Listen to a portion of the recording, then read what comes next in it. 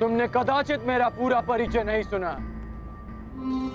मैं तुम्हारे गुरु और महामहिम भीष्म का गुरु भाई हूं।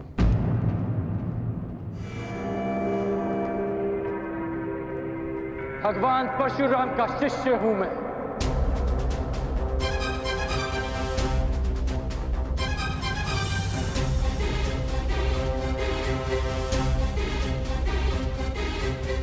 अंगराज कर्ण की, अंगराज कर्ण की, अंगराज कर्ण की, अंगराज कर्ण की।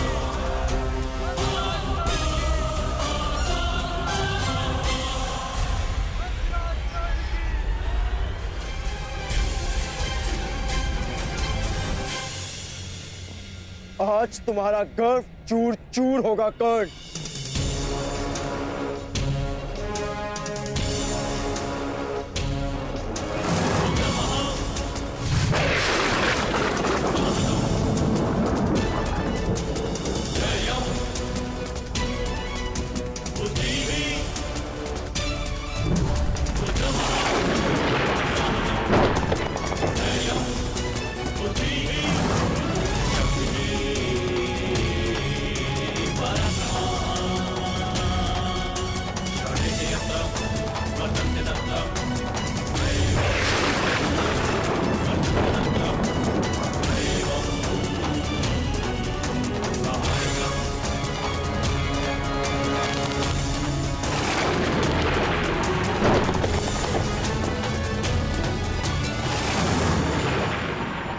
नहीं अर्जुन, तुम ब्रह्मास्त्र का प्रयोग ऐसे नहीं कर सकते।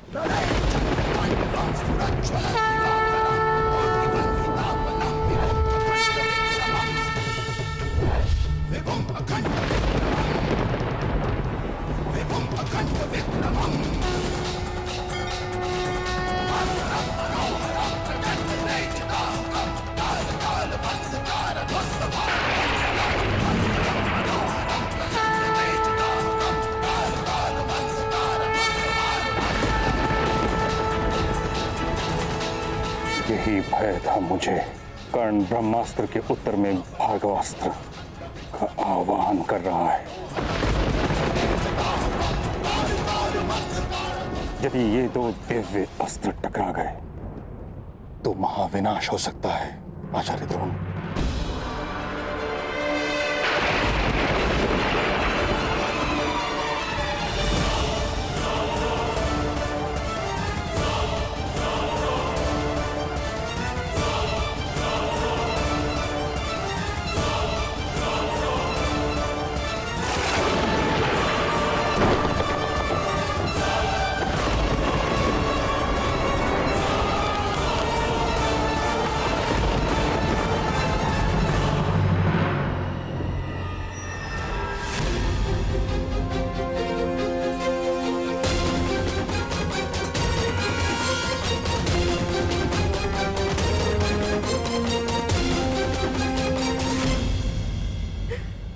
सूर्यदेव, कृपा कीजिए। आज मेरे दोनों पुत्र संकट में,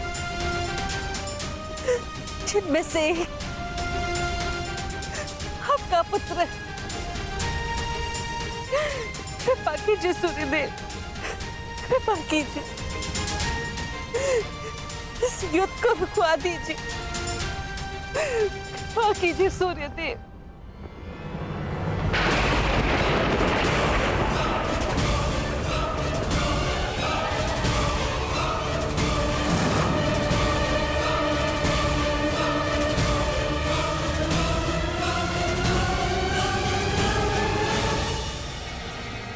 सूर्यास्त हुआ।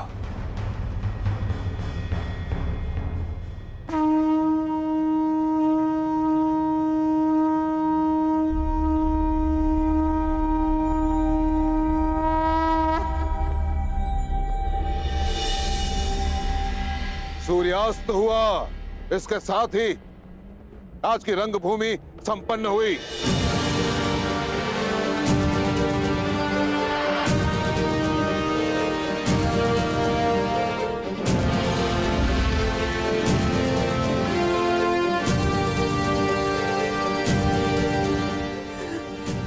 आभार सूर्यदेव।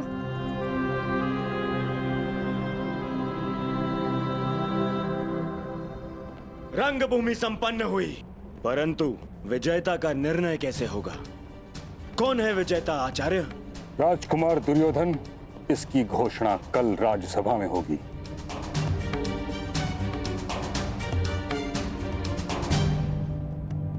तो क्या मेरी चुनौती अनुत्तरित रह जाएगी मां महिम? सूर्य अस्त के साथ ही तुम्हारा प्रश्न और तुम्हारी चुनौती दोनों अस्त हो चुके हैं कर्ण। अब तुम्हारा कोई भी प्रश्न हस्तिनापुर से विद्रोह समझा जाएगा।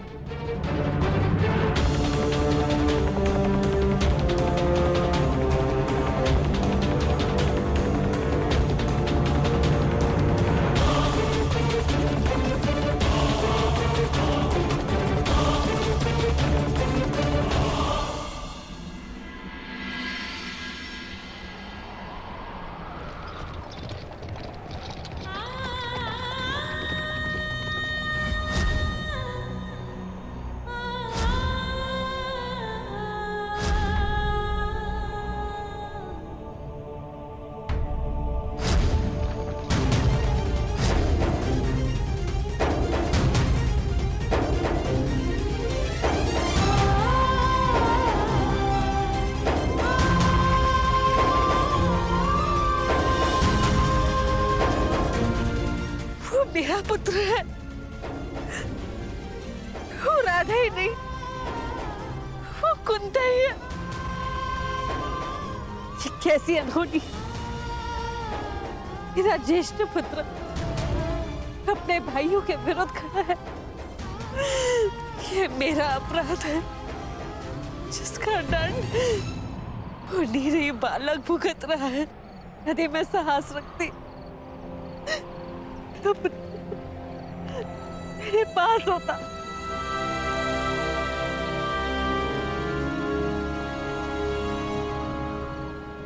देख क्या रहे हैं आप सूर्यदेव, इस अपराध में आप भी सम्मिलित हैं, परंतु देव है ना आप, सरल है आपके लिए। उल्लास भरे दिन में प्रकट होते और कठिनाइयों की संध्या के आते ही निकल जाते। आप मेरी कठिनाइयां कैसे समझेंगे? अमर देव है ना आप, एक मृत मानव की पीड़ा और एक निश्चित मां की चिंता क्या समझेगा?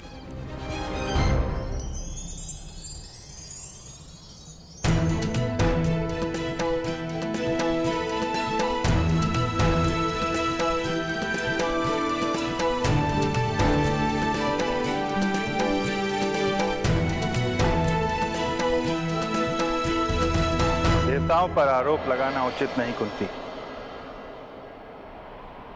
मनुष्य के प्रारब्ध का कारण देवताओं या नक्षत्रों की गति नहीं, अपितु स्वयं मनुष्य की मति होती है। सरल तो मनुष्य का जीवन है, जिन्हें भूल करने का अवसर प्राप्त है, अपनों से मुंह फेरने का अधिकार प्राप्त होता है। किंतु हम देव, हम तो भूल नहीं कर सकते। जिस पुत्र को जलधारा में बहाकर तुम एक पल में भूल गए, उस पुत्र के जीवन के पल पल के साथ में जुड़ा रहा। उसे असुरक्षित देखकर तुम में आज करुणा उत्पन्न हुई, किंतु मैं तो वर्षों से उसका सुरक्षा कवच बन के उसकी रक्षा करता आ रहा हूं। और आज तुम मुझ पर आरोप लगा रही हो।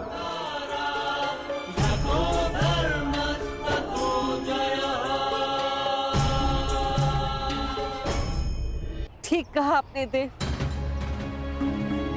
अपराधी हूं मैं, किंतु इस अपराध का इतना बड़ा दंड नहीं मिल सकता मुझे। मेरे दोनों पुत्र एक दूसरे के समक्ष शत्रु बनकर खड़े नहीं हो सकते। दोनों की धामिनियों में मेरा रक्त बहता है। उन्हें एक दूसरे का रक्त बहाने नहीं देगी कुंती। अभी समय शेष, इस अपराध का प्रतिकार किया जा सकता है देव। समय तो अपने चक्र में चल रहा है देवी। जो हुआ, जो हो रहा है और जो होने वाला है, उसके पीछे बहुत ही महत्वपूर्ण कारण है। जो हुआ उस पर मेरा वश नहीं था देव, किंतु जो विनाश होने जा रहा है उसे रोका जा सकता है।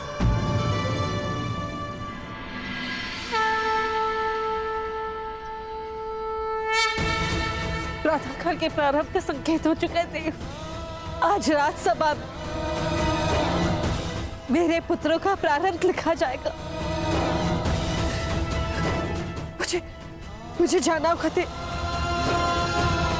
मुझे कर्ण को बताना होगा कि वो मेरा पुत्र है। पांडवों का ज्येष्ठ भ्राता है वो। मुझे जाना होगा थे। रंगभूमि में युवराज चुनने का प्रस्ताव आप ही का तो था गांधार नरेश। और नियम यह था, रंगभूमि में जो विजेता होगा वही युवराज बनेगा। रंगभूमि में कुरु राजकुमारों में अंत तक जो खड़ा था वो था अर्जुन, अपराजय। और मैं अपने ज्येष्ठ भ्राता का प्रतिनिधित्व कर रहा था काकाश्री, इसलिए विजेता मैं नहीं, भ्राता युधिष्ठिर है। विजेता का चयन शेष है कुमार अर्जुन।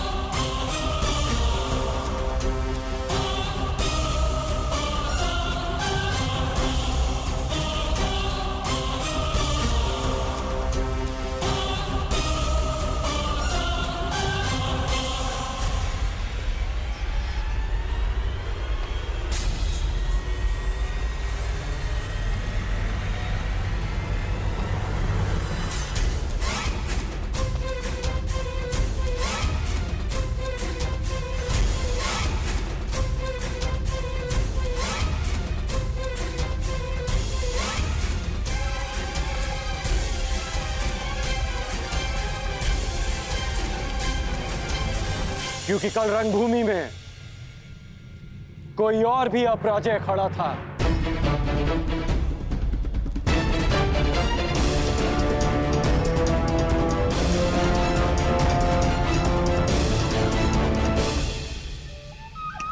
अब आनंद आएगा मेरे होने वाले सम्राट।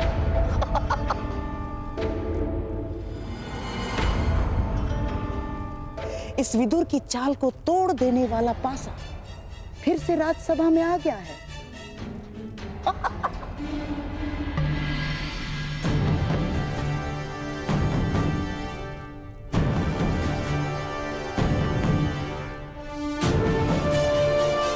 अभी द्वंद्व शेष है, उसका परिणाम शेष है, और सर्वश्रेष्ठ का चयन भी शेष है। ये राजसभा है कर्ण, ना ही तुम्हारा स्थान है और ना ही तुम्हें किसी ने निमंत्रित किया है। जाओ यहां से। आपकी बात काटने के लिए क्षमा चाहूंगा,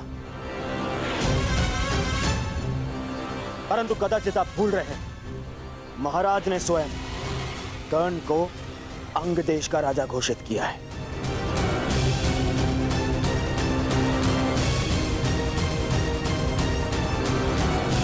और अंग देश हस्तिनापुर के अधीन है। इसके शासक को न केवल इस सभा में आने का, अपनी आपत्ति प्रस्तुत करने का भी पूर्ण अधिकार है। दुर्योधन की बात तर्कसम्मत है ताचरी। राज्यसभा में बैठने का अधिकार प्राप्त होने का अर्थ ये कदापि नहीं कि तुम उद्दंडता दिखाओ। ताचरी ठीक कह रहे हैं कर्ण। अब तुम अंगराज हो। राज्यसभा के नियम और आचरण की मर्यादा का पालन करना। महाराज, मुझे लगता है कि अंगराज को उनकी पहली भूल के लिए पर्याप्त चेतावनी मिल चुकी है। अब क्यों ना उनकी आपत्ति सुन ली जाए। कहो अंगराज, क्या आपत्ति है तुम्हें?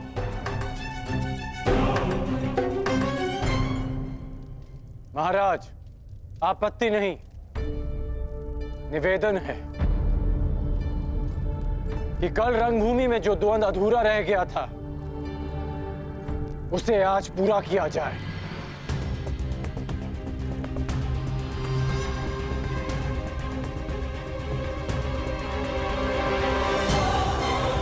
सूर्य अस्त के साथ रंगभूमि भी अस्त हो चुकी है कर्ण।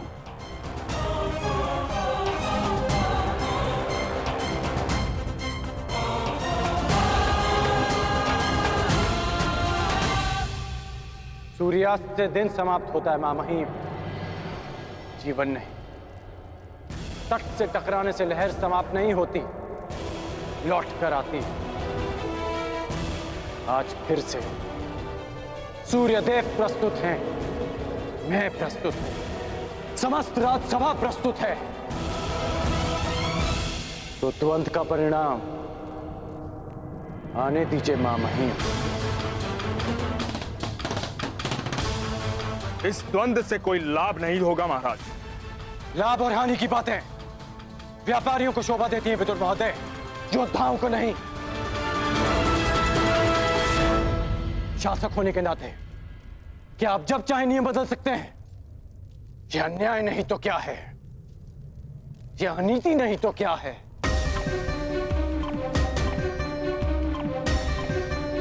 कुमार अर्जुन, यदि तुम वही अर्जुन हो जिसे मैं वर्षों से जानता हूं, यदि तुम राजनीति से ऊपर उठे हुए योद्धा हो, तो मुझे पूर्ण विश्वास है कि तुम अपना अधूरा द्वंद अवश्य पूरा करोगे। मैं पहले भी वही अर्जुन था और अब भी वही अर्जुन हूं। मुझे ये द्वंद स्वीकार है।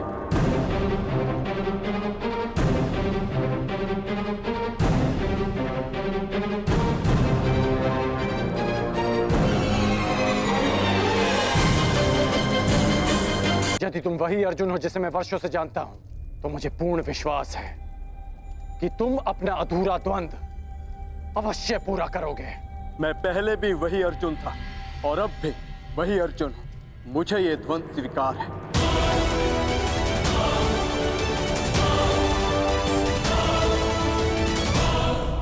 कोई द्वंद नहीं होगा।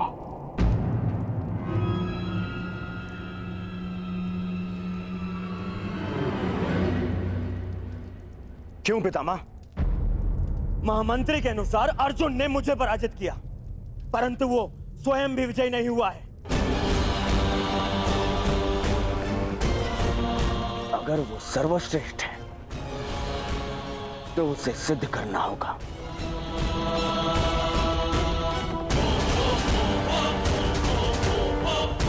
जब कर्ण और अर्जुन दोनों ही यहां प्रस्तुत हैं, तो युद्ध से भय क्यों है आपको? भय मेरी विजय का या संदेह अर्जुन के कौशल पर?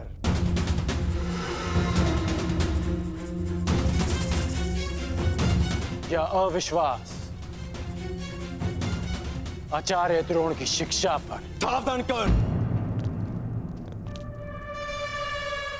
मेरे गुरु के अपमान का तो साहस मत करना।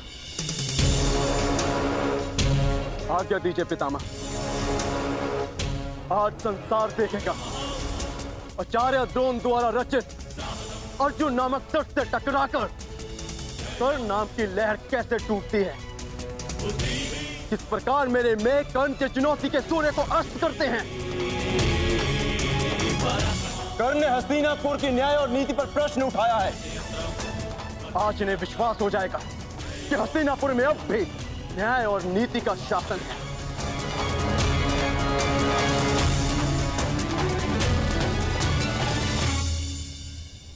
हस्तिनापुर के न्याय और नीति से बहुत पुराना परिचय है मेरा।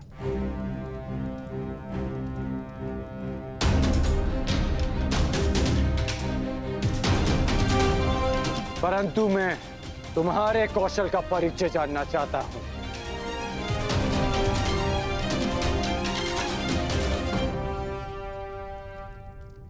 महाराज, युवराज चयन के नियम के अनुसार द्वंद्व के विजेता को युवराज बनना था, और यदि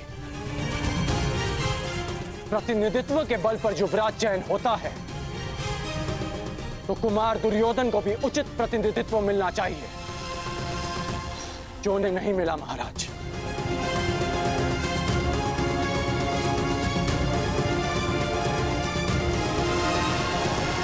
यदि अर्जुन कुमार युधिष्ठिर की ओर से द्वंद्व कर सकता है तो मैं भी कुमार दुर्योधन का प्रतिनिधित्व करूंगा।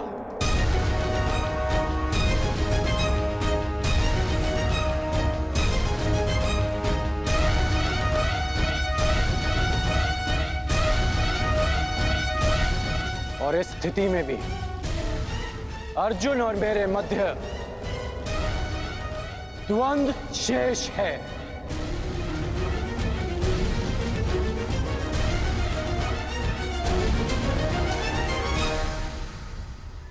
इसे कहते हैं सीधे पांव 12। एक ही पासे में खेल पलट दिया। हाँ, एक ही पासे में।